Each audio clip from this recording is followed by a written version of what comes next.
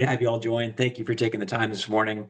My name is Mike Earp. I'm also joined by my business partner, Josh Kiernan. Together, we started a company called Mosh JD, and we developed Mosh job description software to streamline the process of managing job descriptions for HR and comp teams. And in today's meeting, well, before I get into the agenda here, just a little background. We are both based in Rhode Island. We started working together in 2005 and became good friends and business partners since. And before most of you hopped on, Daniel asked us about, how the Mosh JD name came about. I'll turn it to my business colleague Josh here to give a quick background on that, and then we'll kick off with the agenda. Josh, you want to do a quick hello?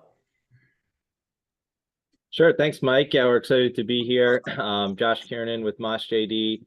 I've been in the industry for, over 10 plus years. And, Mike and I identified an opportunity to help, organizations out with the struggles they have with job descriptions, keeping them accurate, up to date, and compliant. It's we've been around for, about 3 years now. And the naming story, there's not really much to it, to be honest. We tried to come up with some creative concepts that were related to job descriptions, and we were kind of playing around with, combining, our names one day, and Mosh kind of fit. It just felt very techy and easy, something easy to recognize, which is important, and does have some meaning in terms of, the struggles that, or at least I feel the struggles that a lot of organizations are feeling right now, where their job descriptions are kind of just this hodgepodge of documents and different systems and dated information. So a little bit of background of what we're trying to solve for. So we felt like the name really stuck. But we've come to market, and we're looking to help companies address those challenges and make the process more simplified, so they can accurately set pay and hire better, and all of the things that come related to job descriptions. So thanks for having us. Josh. And with that, we'll get to the agenda here. So today's agenda, our presentation will cover HR trends, specifically around best practices, updates, and tips for job description management. Full transparency, you all know a lot more about comp than Josh and I do. So we're not here today as comp experts, but more to share the common job description trends we're hearing from hundreds of conversations we have each month with HR and comp professionals about job descriptions. That said, we're seeing three market-driven topics that come up constantly as we have these conversations with our clients, and we're happy to discuss those today. So, the call outs will be: number one, we'll start with the new pay transparency rules, which is not so new for New York, but what we're seeing and hearing from clients about pay transparency. And then we'll move to AI best practices for job descriptions, how we're seeing our clients use AI for job descriptions, and how we're seeing customers improve AI or improve the use of AI as they look to improve their job descriptions. And then lastly, this is a trend that we're seeing in articles as well as conversations with our customers regarding the departure from task-based and education-based job descriptions and more towards a skill or self-learner based job description, which seems to be a trend since the talent market got so tight a couple years ago. And again, we're looking to keep this very interactive. So please call out if you have any real life stories for the team. I mean, I think that's why you all are here and have joined the group, is just to share collaboration and best practices. So hopefully we'll contribute to that mission. But we're looking to you as well, being in the space and comp practitioners yourself. Please do contribute today. We're happy to have you join. So with pay transparency, we're seeing pay transparency laws prompt job description projects, compensation curiosity, and comp discussions like never before. New York was one of the first states to have transparency laws, so I think this group is probably a little ahead of a lot of the folks we talk to across the country. But as those folks still catch up, pay transparency topic is was or used to be avoided a year or two ago, where people would say, it's not really in our state. I'm not that, that wasn't a very big topic. But now it's coming up in just about every conversation. And one of the first topics in every conversation that Josh and I are having with our current customers and our potential customers as we meet them. Um, the topics being raised typically within the first two, maybe 1 minute of introductions to HR experts and professionals as we're meeting with folks across the country.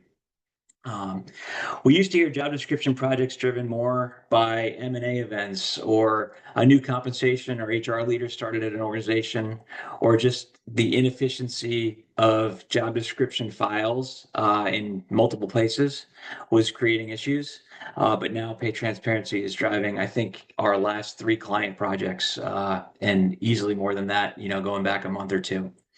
So as a quick level set, there are four main components of pay transparency: posting your pay ranges and your job descriptions, announcing internal promotions that are available to your employees, employees that are now allowed to talk about their pay, and employers cannot ask employees what their pay was in the past. So those four components, two of those four are directly related to job descriptions.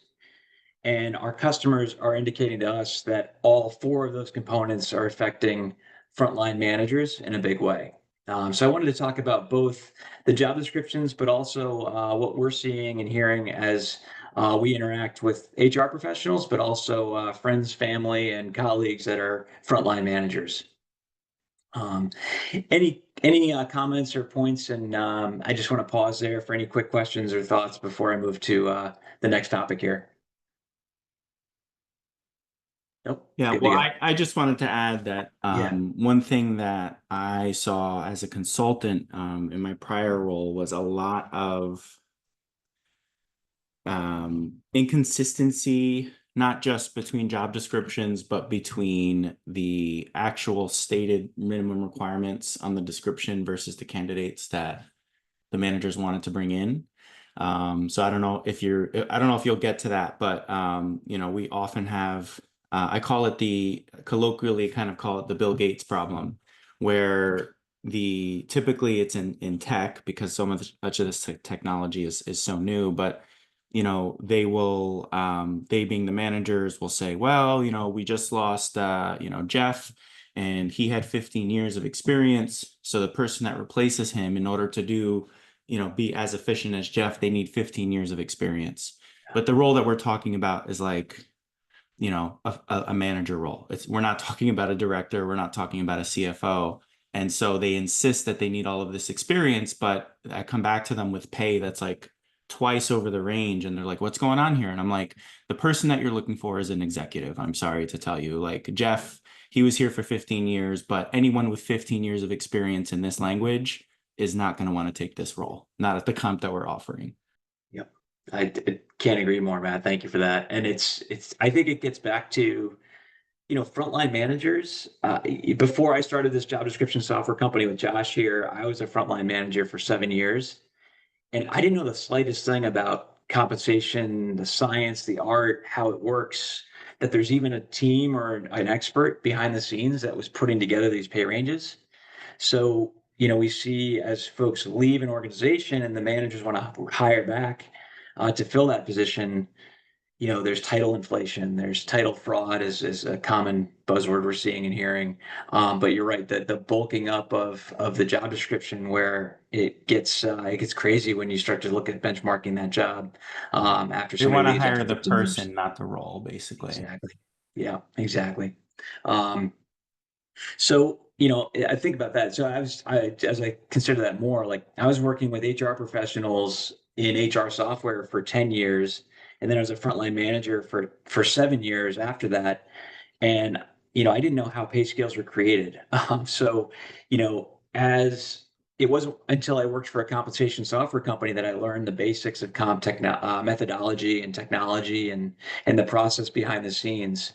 And I mention that because frontline field managers likely have not been exposed to comp basics and may not be prepared for conversations that are stemming from the pay transparency updates that are going into your job descriptions and are really, it's changed quickly in the last couple of years. So job descriptions have changed, pay ranges have been put into job descriptions, and that's been a major change in, the management environment that's out there for frontline managers. Um, So we're seeing the pay transparency bring compensation conversations to your managers like never before. And I believe pay transparency is staging a great time for comp professionals to help more than ever within the organization and to help their colleagues who are trying to manage these employees asking about pay. Quick story. My sister worked for Bank of America as a frontline manager for 10 years.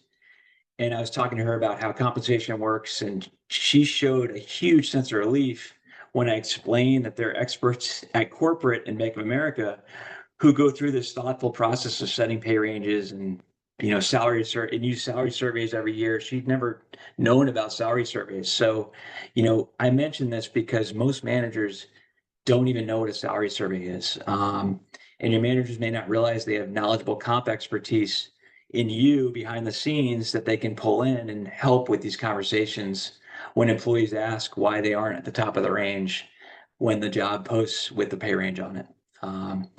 So I've had, friends and family who are frontline managers, and they appreciate the compensation topic more than ever now that job descriptions are showcasing pay ranges. And one of our customers recently asked if their job description should include their pay philosophy. And I thought that was an interesting question. I love it. I don't think everybody's comp philosophy is ready to be published yet into the public, but certainly something to think about. And I thought it might be worth mentioning that I think that's coming down the road. And that same customer is considering making comp philosophy a topic in an upcoming all hands meeting. And that would be a fascinating topic for employees to learn about how comp is managed and thoughtfully put together and how it works. So not things that you might be ready for today, but I think with pay transparency, forcing the hand of pay ranges into job descriptions, it's going to bring it to the front and center. So pay transparency laws we're seeing have accelerated the need for compensation expertise and daily conversations. And I'd ask, are your frontline managers ready for questions after the pay range is posted by their employees? Are your managers going to be surprised to learn a group of employees shared their pay with each other? One of my friends is in Chicago. I don't know the transparency rule in Chicago laws in Chicago, but my friend was told by their chief revenue officer, and this is a 600-person company, that you can be fired for disclosing your pay to your colleagues. And there's a lot of unknowns out there in the pay transparency world because it's so new. And that's something that I think your frontline managers may not know about. And your help might be able to bring that to a much better place within the organization. So to summarize, this topic, just in closing before I open it up to the group, pay transparency is bringing your hard compensation work, much of what used to be kept secret, out into the public view. And job descriptions are the delivery mechanism for the pay ranges, and they're becoming much more critical and much more high stakes. That is, job descriptions are becoming more high stakes as part of HR service delivery. So with that, at the bottom of the slide, you'll see I call out two great resources that have helped our customers. One is a group called Morgan HR, and they're a comp consultancy, but they do a lot of work with non-comp professionals. So their website and their blogs have a lot of articles that are very friendly for your frontline managers to learn a little bit about comp and what questions might be coming to them from their employees. And that might be an area where you can jump into their website, morganhr.com, and just pull an article and share it with a manager who might be coming to you for help. It's really nice articles. And we're seeing a lot of value in that. And then lastly, we have, as part of our organization, Josh actually put this together with our team. Josh, you want to just give a quick call out to the state-by-state transparency, what that is, and we'll share it after the meeting.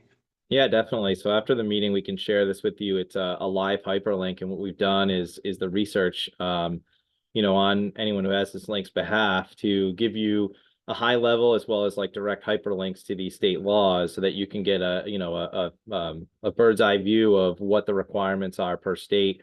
To Mike's example, that Chicago company, Illinois is coming 2025 pay transparency. So that leadership team is going to have to make a change. And certainly there's a huge organizational disruption that this is causing in terms of communicating comp, but I totally agree with Mike and Matt's sentiment that this is going to, provide a huge value to demonstrating, comp's role in the organization and the importance of it. And then also, from a, you know, a brand perspective, getting out to the employees that there's, science that goes behind this. So we have this tracker. We'll send it out to you. It's just a high level. It's got links in there directly to resources for the legislation. And we keep it up to date. And 2024, 25, one of the things we're seeing is a lot of clients that are multi-state. Some of these states have varying laws. The federal government is looking at legislation but is not ready yet. So one of the complexities is organizations that have multiple states, they have to make decisions on how are they going to comply with these laws when they vary in requirements. Pretty much all of them outline job ranges or pay ranges in job postings, but some of them include other caveats, like having Illinois you have to have full write-up on benefits, total comp, bonuses, applies to positions performed outside of Illinois as well, so it's subject to remote work. So we'll give you that tracker, and we plan to keep it up to date as we find out about new changes with the laws, and it has all of the states who's considering legislation, who's passed it, and who hasn't talked about it yet. Thanks, Josh. And Matt, I just saw your chat too. That manager, I don't know if they were educated or not, but the craziest thing is they do work for an HR related firm. So it was even more of a shock that that happened in Chicago. So anyway, yeah, Big, it's big old risk in case that's that right. that employee goes to some outside legal counsel there. Sure, Yeah, for sure. Yep. So before we move off of the topic of pay transparency, any other thoughts, questions? Happy to jump into those if you'd like, but other than that, we'll move to the next topic if there aren't any. All right, let's move on. So we're going to go into AI. What's happening with AI and job descriptions? So, AI has dominated the headlines for over a year, probably maybe two at this point. And it's been really exciting. It's been a huge transformative tool for job descriptions. When this first came out, Josh and I were talking about how learning language models, or AI, called LLM is the acronym, is perfectly built for job descriptions. It's a text-based content, making job descriptions a perfect use case for ChatGPT. Historically, job descriptions were very lengthy and time-consuming to create and update, and this AI revolution has really changed that entirely. In the recent past, we've seen really two emerging trends come together. One is jobs are changing faster than ever. And number two, job description drafting using AI has never been easier. So, I won't ask if anyone in the room here has not used ChatGPT, but if you haven't, it's definitely time to give it a try. It's super easy to use. AI is no longer just a buzzword. It's becoming a really vital component of HR processes. And AI is enabling job descriptions to be smarter, faster, and more aligned with reality with much less effort. So the good news is, again, it's super easy to use. And if you can use Google, you can use ChatGPT. And Josh and I offer a free 15 to 30-minute get started session, one-on-one. So if you want to jump into a screen share with just Josh or I, we'll be happy to get you into ChatGPT, show you the basics of how to use it. And I think it'll really change the way you're using technology for job descriptions, but probably beyond that. And I've seen chat. Josh, do you have the chat covered? I just want to make just a pause quickly and see if you mind covering that. Yeah, Matt made a really great call out to be careful about putting anything proprietary or sensitive information into the LMM, which is spot on, especially for OpenAI. It's an open source tool, and what that means is its data sets are all public. So anything you feed into it, if you think of an AI like a brain, right? It's like anything you feed into it, it learns, consumes, and then is accessible for everybody else. So, one of the things that we've experienced with our clients even is over time is, this learning curve of AI and HR in general, and people was kind of like cutting edge. They were starting to use it. And, a lot of them just going naturally to ChatGPT. I actually did a presentation on this fairly recently, And the stat was pretty large, where they did an analysis to see how much sensitive information people were putting into company information into open models, and they segmented it. And the HR segment came out to, I think there was over, in a year, 300,000 instances of sensitive information going into OpenAI. So if you think about our environment, right, that's PII, that's sensitive information. Depending on who's doing it, it could be, HIPAA violation related. So you definitely have to be careful with that. The other component to it is, it's a great starting point to develop a job description. I think what you'll find, and if you have used it, you might agree with, is that it comes out with a great first draft. A lot of it is very generic though. So it certainly saves time in the creation process, and curating, a list of skills. But we always recommend you have to obviously, and hopefully you agree, go that step further to get that out to your subject matter experts, get their feedback on it, level set, and make sure that those skills and qualifications are accurate, prior to doing benchmarking, so you have an accurate product. But it certainly does save quite a bit of time. Yeah, thanks, Josh. Yep, great point. So, a few call outs on how our customers are using it, beyond just, don't use it as an end all be all, use it as a drafting tool, and then share that out with your internal team, your HR experts, your frontline managers, and subject matter experts in the job to hone that in and make it more accurate. And a couple ways our clients were, well, a couple ways we're seeing our clients use ChatGPT is adding skills to their jobs. And we've seen, when I was setting up the slide and getting ready for the presentation, I thought of two different clients, very contrasting approaches to the way I've seen them putting in skills into job descriptions. Definitely best practices in the prompt to tell it how many skills you want to add. And we had one client who says, you know what, give me 5 skills for, a certain software development role or an accounting role or a customer service role. But we have another customer who says, you know what, give me 20 skills for this role. And then they're taking that list of 20 and going to the frontline manager or to the subject matter expert and saying, out of these 20 skills, which do you think are the top 5, or do you see any that are missing? So it was a really nice way to get the conversation going as you start to analyze that job and do that briefing of, we need to update this job description.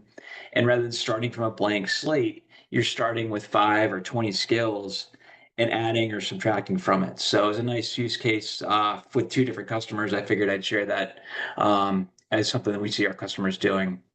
Another one of our customers had mentioned, I don't like the Chat GPT because it's too broad, it's too general, it's too generic. And, we made the suggestion to tell it what you're looking for. And it does work well, where if you are, looking for a role with ERP experience and other skills, you tell it, I want a job with ERP experience and please list 5 other skills, or 5 years experience or more, and it will put it right in there. So, you can layer in commands and be very specific as to what you want the software you want the ChatGPT engine to do. And then a couple other things that we're seeing customers, or ways customers are using ChatGPT. We're seeing them just sort of brainstorm job analysis questions for a job, interview questions for hiring managers, and DEI scans on job descriptions.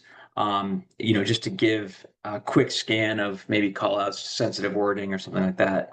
A couple other ideas here that just I'm looking at a list on my other screen. Let's see. Job descriptions. Oh, I see. I'm sorry. If you take an internal job description and ask ChatGPT to convert that to a job board posting to attract candidates, it can really just paste that job in and it'll transform that job into a post for you very quickly and easily. Josh, any other use cases you're seeing or hearing? I wanted to list a few here just for the group, but also for the New York Comp Association. If you see or hear of anything, please shout it out. We're always looking for more ideas on how to use this new technology. So please do share. Yeah, did you talk about job consolidation at all? You're stealing my thunder. It's right, coming. So applause. that is something, we're seeing, this is exciting. One of the things that we're seeing customers ask about, one of the things we're working on is to take two jobs or a group of jobs and ask ChatGPT to analyze, you know, whether or not I can consolidate five jobs into two or three. And that's, I think, a perfect use case of what we could do with AI because it's text-based, because it's so good at language analysis.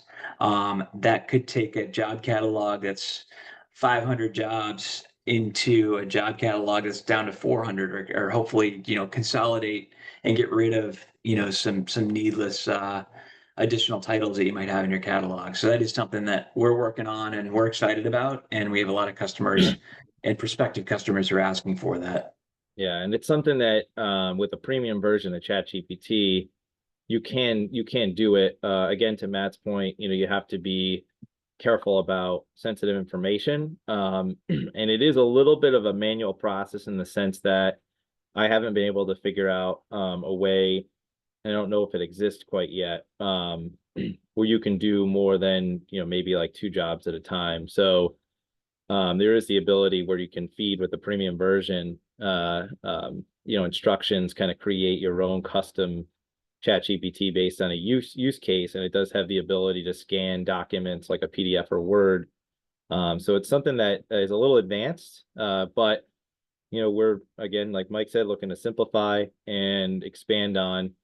But I think the analysis capabilities of AI, there's a huge potential there to help expedite a lot of manual processes and give the comp folks especially the data they need to make decisions on job catalogs and inventories. Thanks, Josh. And two more quick call outs, two customer stories. One was that we had a recent client thoughtfully put a policy in place to maintain job description versions because they're changing more quickly with this AI technology. And HRIS and ATS softwares out there don't do a great job of putting a timestamp or date stamp on different job description versions. And then also we had another client who was it was actually an HR, it was a legal team. We usually work with HR teams, but this particular customer, we were working with their legal team, and the legal team's top priority was, you know, having to manage varying versions of job descriptions over time. And the legal team said, job descriptions are usually exhibit A when it comes to an employee grievance that we're involved with. And the versions were getting so out of control, we needed to put something in place to be able to say, okay, what version was used in this particular grievance. And so that was an area where we're seeing a lot more need for version controls for job descriptions because AI is allowing people to change job descriptions at such speed. Quick question for Matt Go ahead. here, or I'm sorry, Anka. Any success in using ChatGPT to monitor the job ads posted by competition, e.g. the responsibilities, titles, etc.? Yes, actually, there's an company I spoke with fairly recently who's in process, a startup, of developing this technology where they're scraping job boards with AI to get posting data from organizations that are putting them out there. I had to look through my notes of who it was, but it's a Comp tool. maybe Comp Tool's doing a little bit of that. Squirrel. Yes. Okay, yeah, it's Comp Tool. They have what is it called? Squirrel? Yeah. Yeah, it's Squirrel. Yep. So they're using That's about AI comp. yes, yes. Yeah. That's who it is, right? Yeah, so they're using AI. I haven't, candidly, I haven't seen the product. I haven't talked to them about it. I just saw some, web material on it. Yeah.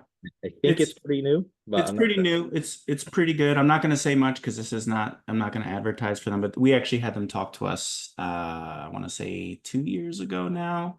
So we got a little preview of how it was then. I don't know, how it's improved, but, definitely a good forward momentum in terms of pay transparency, or at least kind of democratizing information that's already out there. Sure. So thank you, Aka. Oh, sorry, I lost my cursor here. So anything else on AI? I think that wraps the AI conversation, at least the topics that I wanted to cover. this morning. But anything else before I move to the last topic here? We're using generic job titles or match them to JD's ChatGPT. Yeah, so Anka, we have seen customers who, again, with that title inflation or title fraud, you put in a job description into ChatGPT and ask it for a list of 10 job titles that might apply to the job description. We have seen some customers doing that.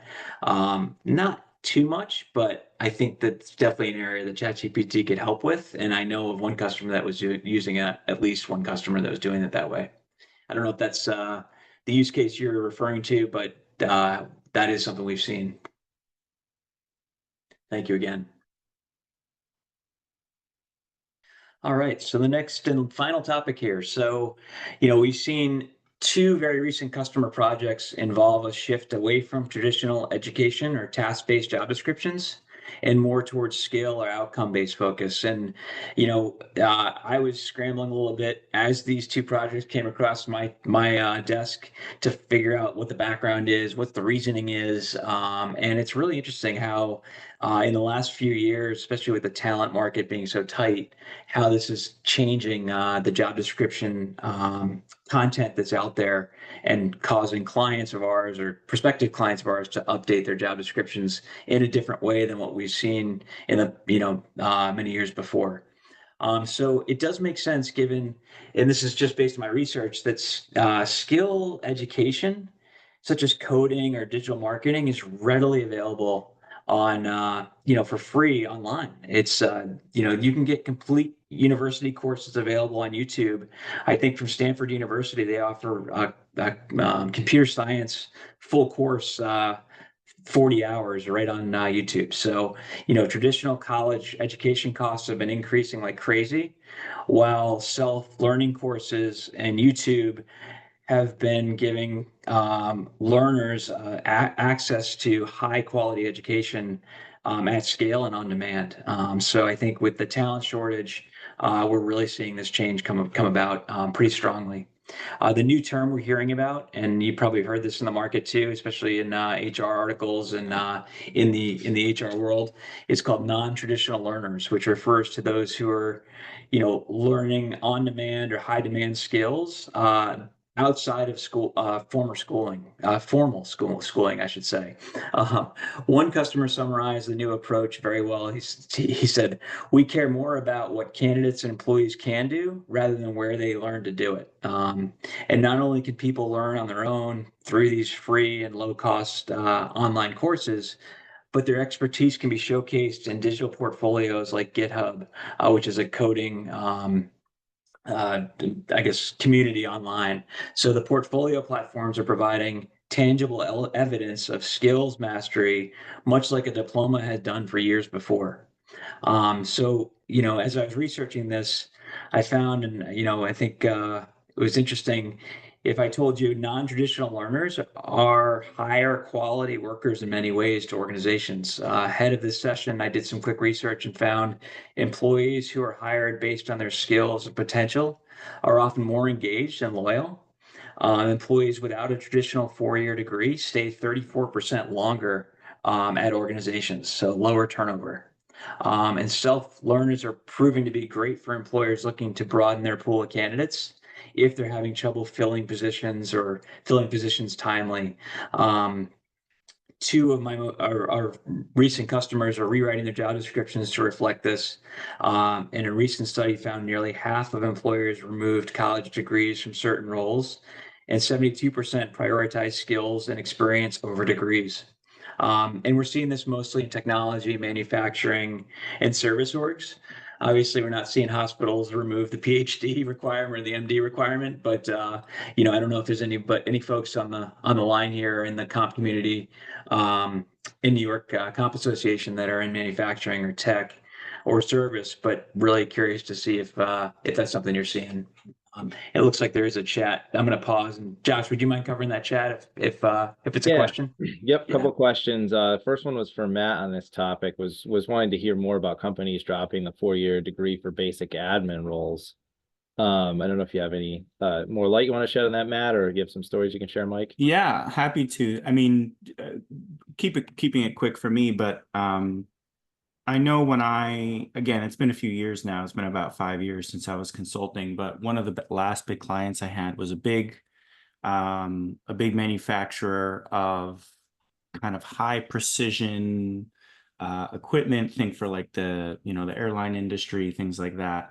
And they were having a real time trying to find some roles that we would think are pretty basic roles, things like CNC machine operators, guys to operate like the paint room, that little paint box that they use, welders, like some roles that again they're not no skill. Maybe we call them, good trade, high skill trade jobs or medium skill jobs. And they, for some of these roles, they were offering for the lowest level 6 figures. And they weren't getting anyone. And one of the things that they talked about was even for some of their lower level admin roles, they had a lot more success when they dropped the 4-year degree requirement.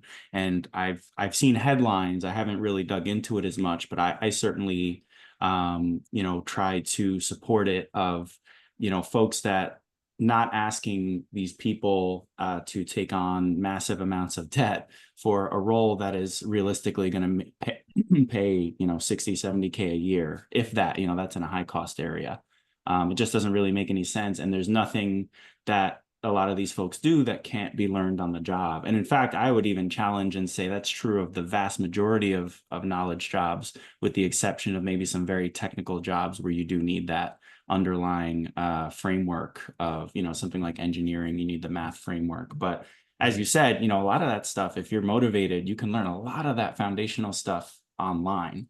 So at what point do we stop gatekeeping some of these lower level roles with these education requirements that frankly don't make any sense? And it was, as I dug into some of the stats and articles preparing for today's presentation, there's a lot of hype about, I want adaptable workers. I want somebody who's constantly learning. I want our organization to be better off if I find workers who are in YouTube learning new skills in the last year or two versus relying on this 4-year degree that they had, achieved 10 years ago or 20 years ago, that's no longer really bringing, much to the table in terms of skills to the organization today. So there's a lot of excitement over this, and a lot of I think for good reason, a lot of organizations moving towards being an organization that's up for hiring adaptable workers and self-learners, and bringing these folks in that don't necessarily have this 4-year degree, but have really good knowledge and the ability to learn, and the willingness to learn new things as they need to. So, this is a fun topic to research on, because it's good to see. It's good to see workers who, are not kept out of the workforce based on not having a degree. Yeah, and I'd add that there's a ton of data too supporting that this makes a lot of sense. I mean, one article here I have up, and these are newer articles. We actually did a blog on this topic last year, and Deloitte did a study on the impacts of focusing on a skills-based role, and all the stats are very positive. But even now, 45% of companies plan to eliminate those requirements for some positions. And then, organizations who are kind of leading the charge here are ones that everyone recognizes, Google, IBM, Home Depot, Bank of America. So, the stats are out there to show that this is beneficial. And, a lot of organizations, especially the bigger ones, are making that shift now. So it's something that I agree with, both Mike and Matt's sentiment, that makes a ton of sense. And I think we'll see more and more of it. So second question here from Suzanne. So are we seeing any trends in terms of leveling? And specifically, she's wondering about separate pathways for professionals who are moving up in responsibility or expertise, but are not managing others. So are we seeing multiple levels for subject matter experts beyond the professional levels and separate from manager levels? I can't speak to levels, Suzanne, very well. We see levels in the job descriptions, but not necessarily how it affects the pay. Directly, Josh, that's speaking for Josh and I. But one of the recent conversations we had was regarding a new product. I don't know if it's a new or not, but Mercer's putting out a skills-based valuation product that we're hearing about where, employees and workers, frontline workers are not, managing people, but they're upskilling themselves. And then what's the value you put on that change of skills for employees? And, Mercer's trying to get at that. I think, Radford had some of that in the technology space, where they're looking at tech skills and the valuation of like a Kubernetes skill for coding. And that Kubernetes skill was a 20% differentiation or a differential for pay, just based on that one skill. So we're seeing and hearing some of that, but honestly, Josh and I are not like front and center for those types of conversations with customers. That's usually where we're we're dropping off in the conversation, and the job description's getting them to the point where they need to, and then they take it in another direction. So I'm definitely not the expert in that, but I think that we are seeing a lot of talk about it. It's just I'm not front and center on that one. So you're welcome. All right, so let me do. All right, so in closing and recap here. So 3 points that we covered today.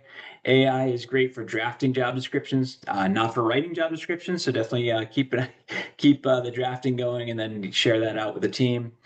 Pay transparency laws are prompting conversations everywhere, and leaving your frontline managers especially exposed to sensitive conversations that I think they can use a lot of help with.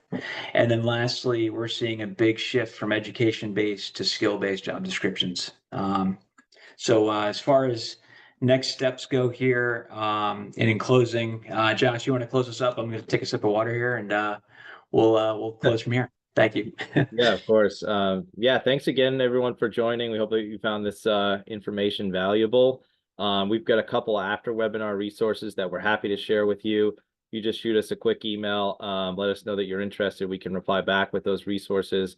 The first one is the pay transparency tracker I mentioned earlier. It's just a state-by-state tracker that gives you access to, summary of what the legislation either is pending looks like or has passed, with direct hyperlinks to resources.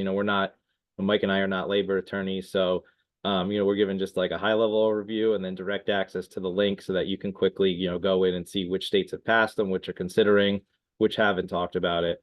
Also with that, we developed a 5-step guide to update job descriptions for pay transparency, that has been very well received. It's a process-oriented guide that we put together based on recommendations and what we're seeing our clients are doing in order to make those updates. We also have a AI guide that gives you the ability to kind of go through a step-by-step process of how you can maximize ChatGPT to create better job descriptions. All recommendations we give to our clients when they're using AI to draft jobs in our tool. And then it also has a link to a sample prompt database where you can go in and see some recommendations in terms of prompts on how you can use ChatGPT to build the best job descriptions you possibly can for those drafts. Another guide of shifting from education to skill-based jobs and a process orientated for that in terms of how you can go about doing that in a methodical way to simplify the process. And then you can also feel free to schedule that one-on-one AI tutorial with us if you like. And obviously, if you're interested to hear more about our job description governance system, Mosh JD, feel free to reply to us with requests to set up a time to meet and see a demo, or you can do that right through our website as well, just by filling out a simple form with your name and email, and we'd be happy to hop on a call and talk to you about it. Josh, thank you. And Matt, I'll turn it back to you. I appreciate you getting us in here, and